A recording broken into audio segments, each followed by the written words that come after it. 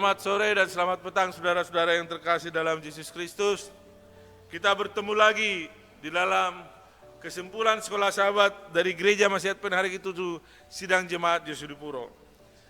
Yaitu di hari Senin di tanggal 14 Juni dengan judul Perjanjian dan Korban.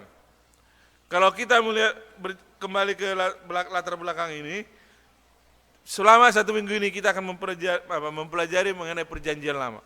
Ayat inti kita adalah terdapat di dalam Galatia 3 ayat 11. Dikatakan apa? Dan bahwa tidak ada orang yang dibenarkan di hadapan Allah karena melakukan hukum Taurat adalah jelas. Karena orang yang benar akan hidup oleh iman. Karena oleh apa? Orang yang benar akan hidup oleh iman. Yang terdapat dalam Galatia 3:11. Dan dikatakan di sini apa? Jika kita di rumah yaitu hanyalah melalui kasih karunia Allah. Jadi di pelajaran kita di hari Senin ini adalah perjanjian dan korban. Sebagaimana yang ditulis dalam 1 Petrus 1 ayat 18 sampai 19 dikatakan apa? Sebab kamu tahu bahwa kamu telah ditebus dengan cara hidupmu yang sia-sia. Yang kamu warisi dari nenek moyangmu itu bukan dengan barang yang panah, bukan pula dengan perak atau emas, melainkan dengan darah yang mahal, yaitu darah Kristus yang sama seperti darah anak domba yang tak bernoda dan tak bercacat. Saudara-saudara mungkin pernah mendengarkan sebuah lagu yang dibawakan oleh Nikita waktu itu dengan apa? Dengan lagu ini apa? Bukan dengan barang panah. Jadi ini adalah yang tertulis di dalam 1 Petrus apa?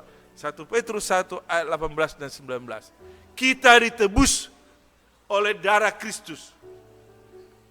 Bukan dengan barang yang panah, bukan pula dengan perak atau emas, melainkan dengan darah. Saudara-saudara yang terkasih dalam Yesus Kristus. Ketika Petrus berbicara tentang kematian perdamaian Kristus di atas kayu salib, ide tebusan atau harga yang dia rujuk untuk membawa ke dalam pikiran tentang praktek kuno mengenai seorang budak yang dibebaskan dari perbudakannya setelah harga dibayar seringkali oleh keluarga. Kita tahu di zaman dahulu, baik terjadi di Amerika ataupun di zaman dahulu kala, adanya perbudakan. Budak ini bisa dibebaskan kalau dia sudah ditebus oleh apa? Oleh orang lain atau ditebus dari tuannya. Sehingga dia mempunyai satu kemerdekaan. Begitu juga dengan kita. Kita sudah ditebus oleh Allah melalui darahnya. Bukan dengan barang panah. Dan terus sebaliknya Kristus menebus kita dari perbudakan dosa yang akibat utamanya yaitu kematian. Tetapi dia melakukannya dengan darahnya yang berharga. Kematian penggantiannya dan dengan sukacita, sukarela di atas Kalpari. Lagi pula ini adalah dasar dari perjanjian itu. Tampaknya perjanjian itu batal dan tidak berlaku lagi. Karena Allah tidak dapat memenuhi tanggung jawabnya dalam kesepakatan itu, yaitu memberikan kehidupan kekal kepada semua yang percaya.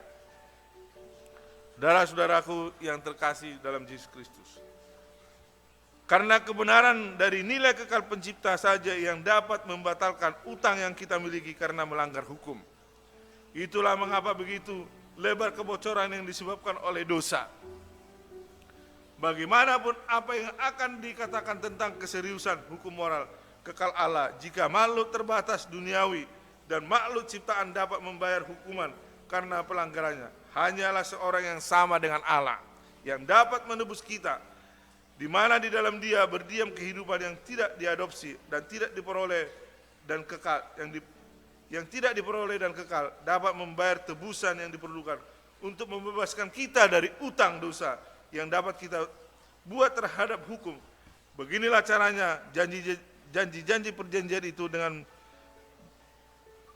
itu digenapi. Beginilah kita memiliki janji kehidupan kekal.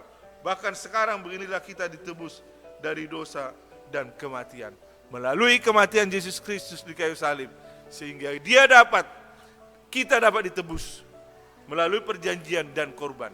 Dulu waktu itu kalau orang Israel selama perjalanan mereka dari tanah Mesir ke tanah Kanaan, orang Israel mau minta pengampunan dari Tuhan, mereka akan apa? Membawa anak domba.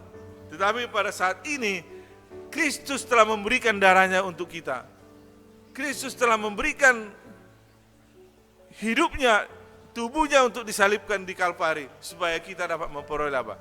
Keselamatan itu. Karena kita tidak ditebus dengan barang yang apa?